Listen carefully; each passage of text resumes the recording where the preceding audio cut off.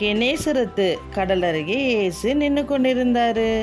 நிறைய பேர் தேவவசனத்தை கேட்கும்படி இயேசுவிடத்தில் வந்தாங்க. அந்த கடற்கரையில் 2 படகுகள் இருந்தது. மீன் பிடிக்கிறவங்க படகை விட்டு இறங்கி வலைகளை அலசி கொண்டிருந்தாங்க. அங்கிருந்த ஒரு படகுல இயேசு ஏறினார். அந்த படகு சீமோனுடையது. அந்த படகில் உட்கார்ந்து ஜனங்களுக்கு போதகம் பண்ணினார். அப்படி போதகம் பண்ணி முடித்த பின்பு இயேசு சீமோனை நோக்கி என்ன சொன்னார் தெரியுமா? ஆழத்திலே தள்ளி கொண்டு போய் மீன் பிடிக்கும்படி உங்கள் வலைகளை போடுங்கன்னார்.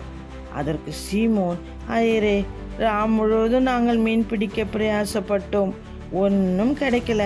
ஆனாலும் உம்முடைய வார்த்தையின்படியே வலையை போடுகிறேன் என்று சொல்லி வலையை போட்டார்கள். வலை கிழிந்து போகத்தக்கதாக நிறைய மீன்களை பிடிச்சாங்க. வலையை இழுக்கவே முடியல. அதனால மற்ற படகில் இருந்த தன் நண்பர்களையெல்லாம் உதவி செய்யும்படி கூப்பிட்டாங்க. அவர்களெல்லாம் வந்து 2 படகுகளும் மூழ்கத்தக்கதாக மீன்களை நிரப்பினாங்க. நிறைய மீன்களை பிடித்ததற்காக எல்லாரும் ஆச்சரியப்பட்டாங்க. இதிலிருந்து நமக்கு என்ன தெரியுது?